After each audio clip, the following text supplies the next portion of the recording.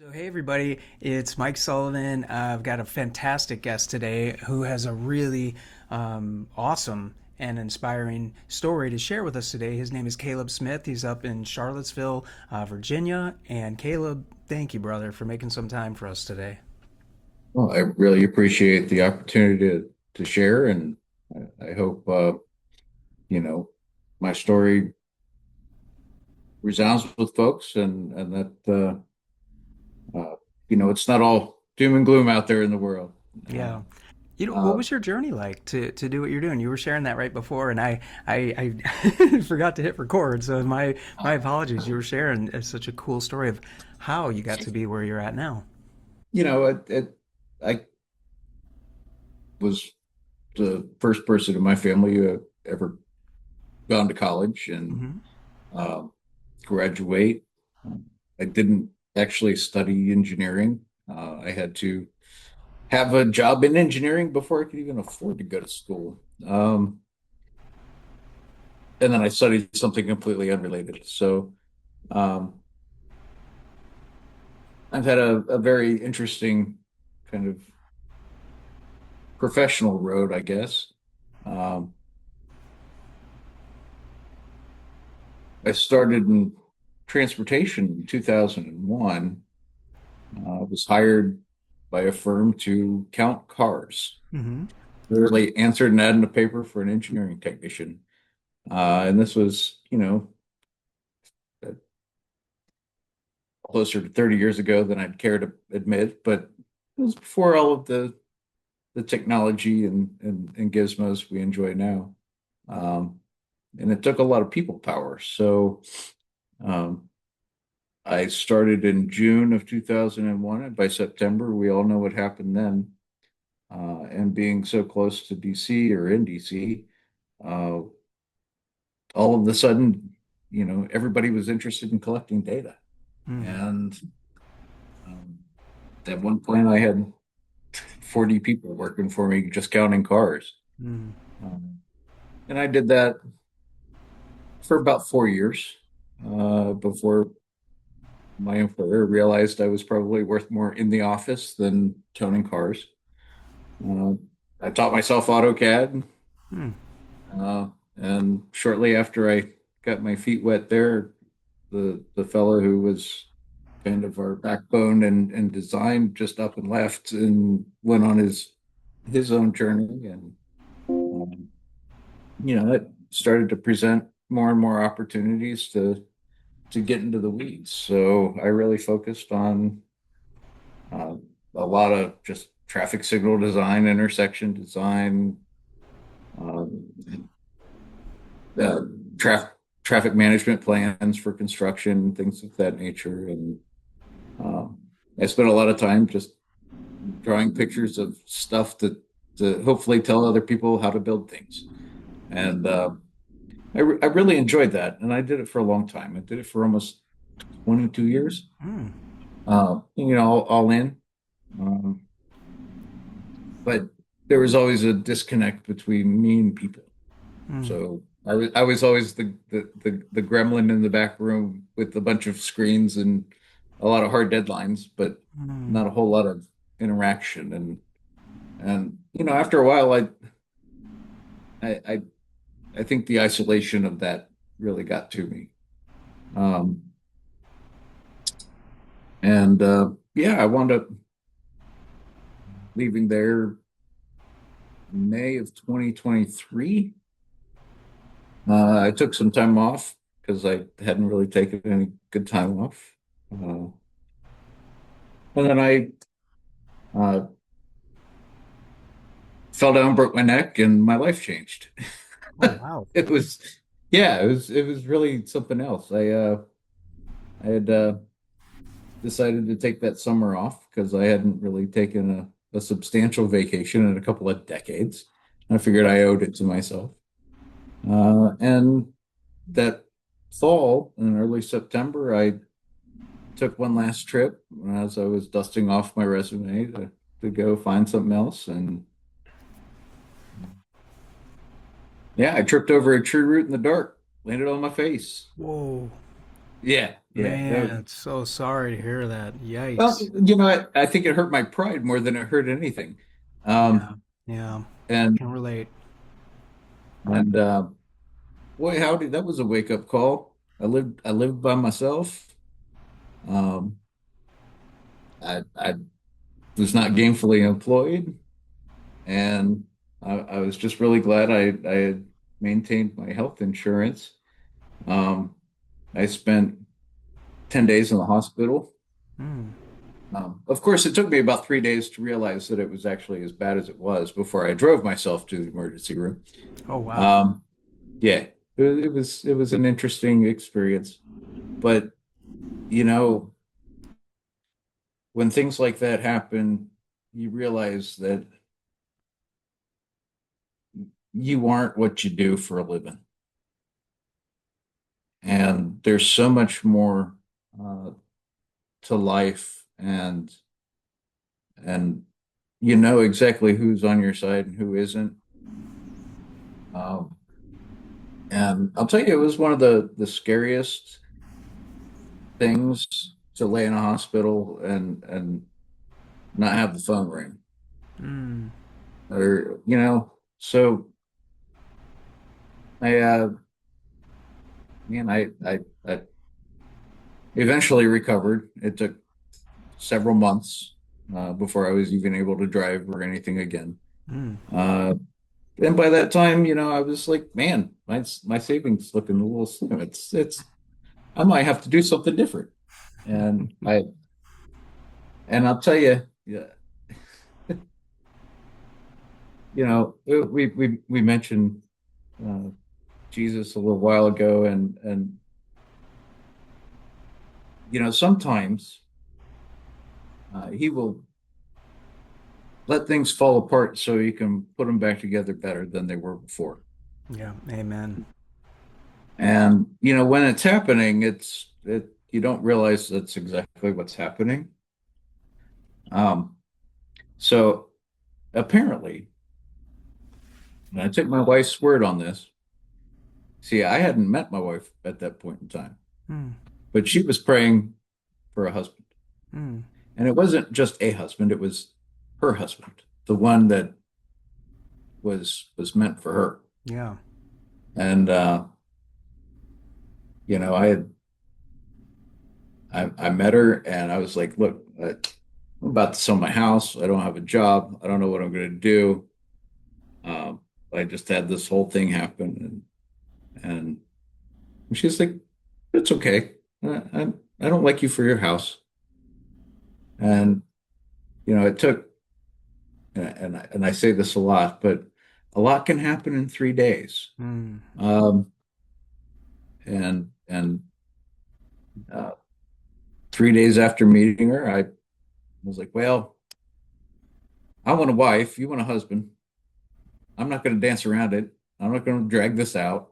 Like, I'm all in. You all in? Okay, let's get married. So 3 days after I met her, I proposed. That's Yeah, amazing. That's amazing. yeah. And she said yes, and we got married on uh, 2/4 of 24. So February 4th, 2024. Um, Wound up moving to Kentucky from Virginia. And I've been in Virginia for, 25 years at that point. Moved to Kentucky and bought a couple of properties there and started working on them. And, money was still kind of a thing. So I was looking for work, but nothing was really shaking loose.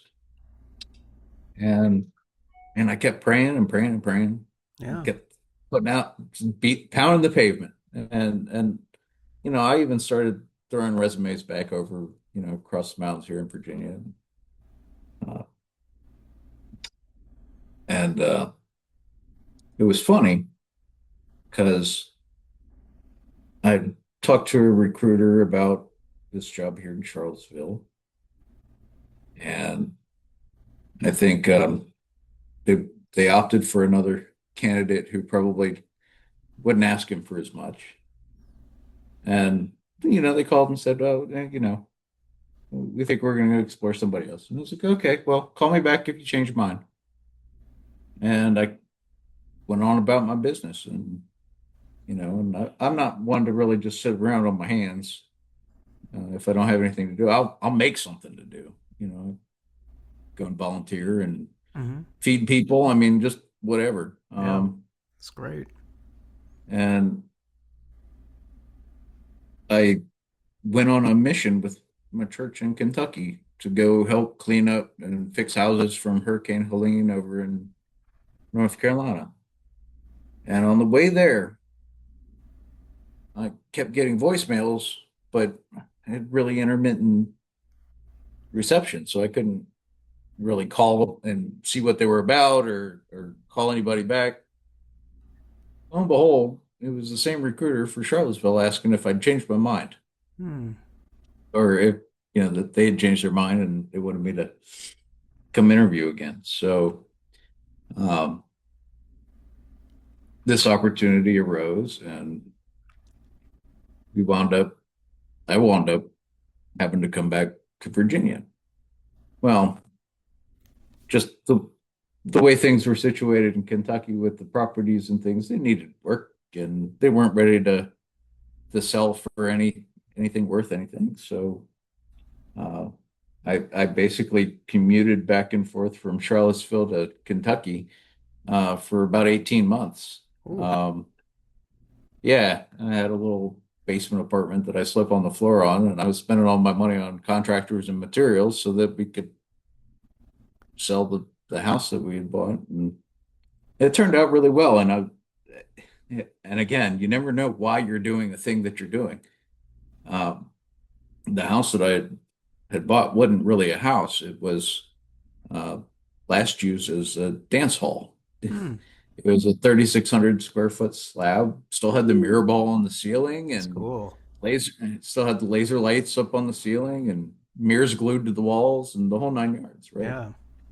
Um, well, we after hanging about an acre of drywall and framing in a bunch of new Hmm. bedrooms and all of the stuff to make it a house, we finally got it ready to sell. And the first people who came and looked at it made an offer on it.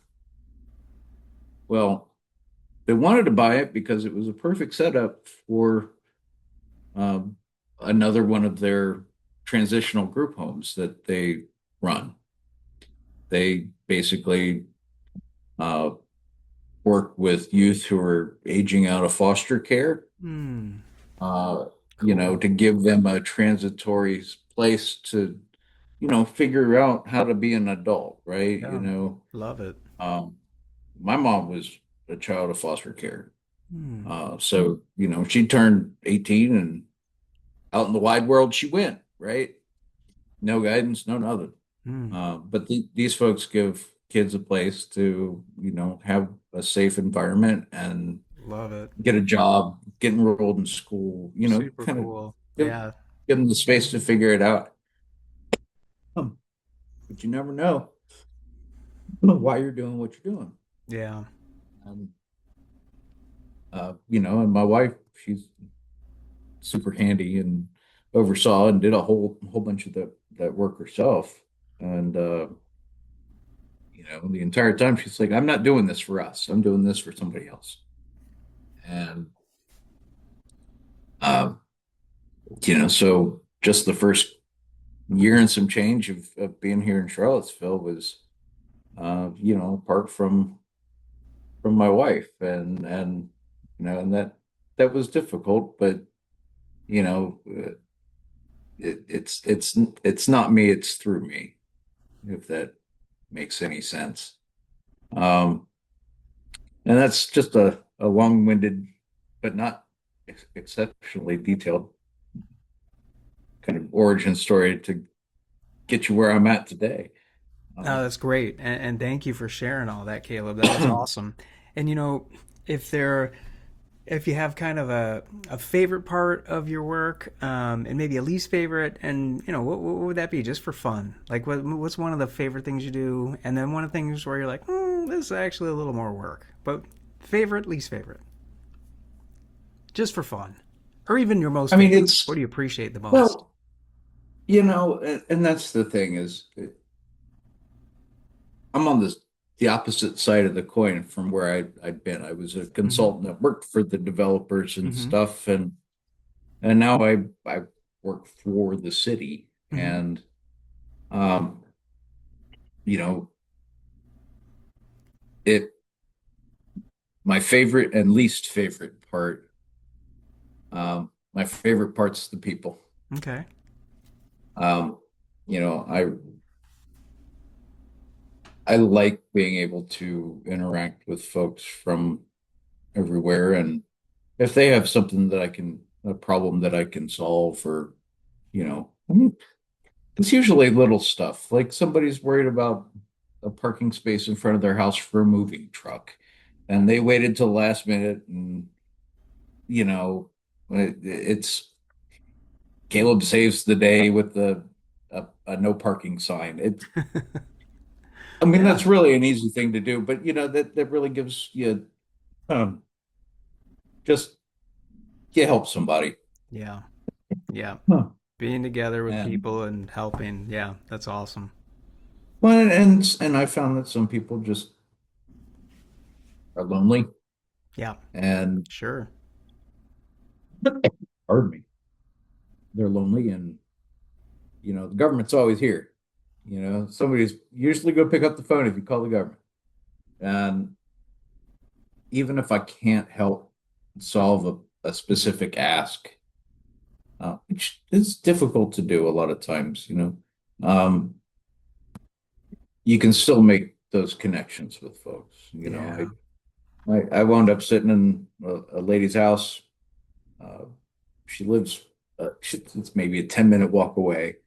Um, and she'd called a couple of times, and I finally just made a point to go and visit with her. And I, I sat on the couch for 2 hours. Hmm. I'm the same age as her oldest son. Hmm. She's by herself. All her kids are grown and off doing what they're doing. Uh, she, isn't exceptionally well, but I have her phone number, and every now and then I'll just give her a call or shoot her a text to make sure she's okay and doesn't need anything. Hmm. So for me, that's the job. Um, the rest of it's just kind of admin and doing what city's manager's office, really needs to get done or taken care of, right? There's a Yeah. lot of development and stuff to do. I mean, the technical work, that doesn't bother me. My least favorite part of the job is also people, Hmm. Hmm. because people can be difficult and they can be demanding. And um, why didn't you personally let me know that somebody was going to do something half a mile away from my house? Hmm. Hmm. And trying to balance those expectations and respond compassionately um, to folks who are often irritated or difficult. And there are some people just who literally thrive off of their unhappiness by going around and telling everybody else how wrong they're doing stuff. Sure. That can rub me the wrong way from time to time. But sometimes that I think is probably the more difficult piece. Politics, like I'm apolitical. I just want to do a good job and do it well. And Um, it shows. No, it shows. It really does. and and if I had any advice to give anybody, Yeah, I was just gonna say that. Yeah, if someone's coming up yeah, and they're like, "Wow, this is kind of cool. I've been thinking of doing this," and or someone that's either just got hired, or someone that's thinking maybe I want to go into this. Like, what would you recommend, or to look out for, or to maybe ways to prepare, or yeah, whatever's on your heart. Any words of encouragement, I guess. there's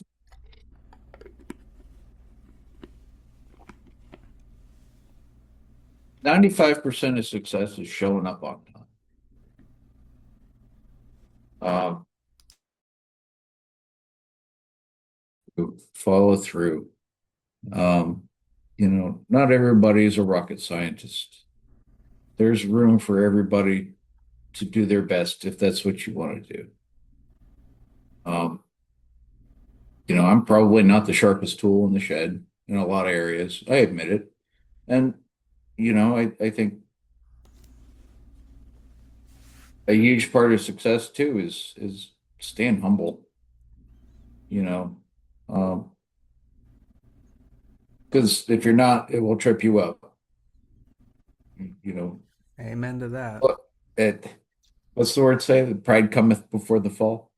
Yeah, no, that's true. Um, Yeah, absolutely.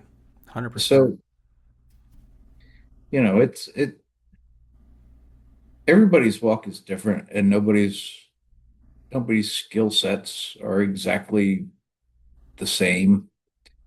Um, and I'll go back to the book. We're all parts of one body, right? That's right. Just because you happen to be the thumb or the big toe doesn't mean that you're less important than the eyeball or the heart, right? That's right. Not everybody can be the brain, We're all working together, all right? together to And function. and and and I see so much resistance to uh, wanting to be part of a team. Mm, There's and some of it's just our culture, and some of it's just the state of humanity hmm. itself, Sure. right? Right. But some of the most important achievements ever done weren't done by one person. Now, one person might want to go and claim all the credit for it, but you know, it takes many, many hands to do or just keep a system running, right? Amen. Just because I know that a particular sign needs to get put up somewhere doesn't mean that I'm the guy out turning the wrench, putting it up in the bucket truck, right? And that doesn't make the guy in the bucket truck less important than me, you know. Absolutely. Uh, Yeah, everyone is valued and needed and important, all working together. and if you show up and you do your best and you ask questions and you learn, you're going to make mistakes. And I personally, if I make a mistake, ooh, okay, I'll try not to do that next time. I personally look for new and interesting mistakes to make Mm. Keep so growing. that I can Yeah. learn from those. Keep and growing. Keep it fresh. You Yeah. can't, don't make the same mistake 10 times in a row. I mean, Yeah. it gets old after a while, Right. right? Right. Yeah, You we know, learn and grow. Yeah. Mistakes are right. inevitable. It's just learning and growing. So I don't know. I just, everybody's different. Everybody has different skills, and that's okay. And everybody grows differently too. And we all experience challenges, Mm. and not everybody wears them on their sleeve or talks about them. And if we're not mindful of that, we get absorbed in our own stuff, and you know, uh, it's just something that we both need to be aware of and compassionate towards, so that not everybody has great days, and you can't compare yourself to other folks. You might look up to all sorts of people and think, wow, they made it. I want to be like them. And that's not really what it's about. And if you can't be happy with the blessings in front of you, then what are you going to be happy with? And some of these things I wish somebody told me 40 years ago, but I get it. I could you totally know relate to a lot of things you're well, I saying. mean, it's like when you read Proverbs and you start reading about fools and then start identifying with the fools. Hmm. Like, I oh, understand. Me too. I'm I'm convicted there's every nothing time about me I worth read it. I get it. Yeah. so I mean, I love what I do. I love the people I get to work with. I love that I get to serve folks. Sometimes I feel like I don't even get to serve folks in the ways that I really want to. I mentioned my accident, and while I was recovering, uh, a lady at church sat on the board of a low barrier homeless shelter, and uh, they needed staff basically all night long to, as a monitor, essentially, make sure people didn't act up or, you know, start doing anything that they weren't supposed to. But I wanted doing that for only a couple of months, really. Um, but long before I ever wound up moving to DC or anything like that, I was homeless. I I've been homeless before. Um, staring down an injury and Mm. still having a place to live, but working there with those folks, I mean, it really brought it home that I was like one or two circumstances removed from being there, right? Um, a lot can change real fast. Like I said, a lot can happen in 3 days, 3 days. for better or ill. And one thing that just really stuck with me from that experience was, had things been just a little bit different, if I didn't have any savings, if I didn't have any insurance, this could be me. And, and I think that just people are messy. They are. And there were folks there that I met. Uh, one fellow was, uh, I guess, real bad alcoholic, but he was the first one outside with the snow shovel in the morning, cleaning off the walkways. Mm. And there was another fellow there who was a volunteer who um, had known this guy his entire life. Like they used to be drinking buddies way back in the day. Mm. And he's like, it breaks my heart to see him here because he's such a good guy. Mm. And there was a 75-year-old lady with a walker and nothing to her name. Like none of her kids ever talked to her or anything like that. And she was out on the streets. Um, and, Your ministry is helping the widows, and it is. I see it from your mom, right? Being in a foster home, from the way you talk about helping the woman and you sat on her couch for 2 hours, from the person that you help with the parking spot, from everything you're sharing now. It's so what you're doing for your livelihood. It's so cool that God is incorporating your love for helping other people with that job because you're doing all this and you brought your faith into it, which I love, and we should have to share the same faith. It's you're serving, you're serving others, and I think it's incredible. I didn't mean to cut you off. I just think what you're doing is it's so obvious. You have a heart to help people and those who are hurting and in need, and you look at them with compassionate eyes. um, and God didn't waste that hurt on you. You went through that experience, and it made you even more compassionate for others, seeing I could be in that same situation if it wasn't for the grace of God. And it's incredible. It's just so cool watching God's hand on you and your life, Caleb. How when you're like, we don't know what's going to happen, but God knew the whole time. He knew. He knew he was gonna. There was a bigger plan and a bigger purpose for you, and it's so cool to hear your story. I love it. I think it's going to impact a lot of people in a real beautiful way.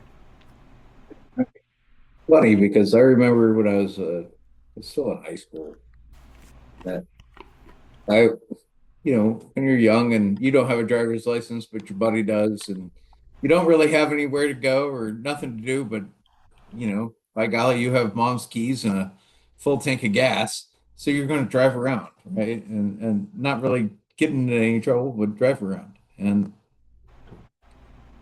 And I think even then, I was, the good Lord was dropping little cookie Yes, crumbs of course. because I laugh about it now. But, they're in Newport News if you go downtown.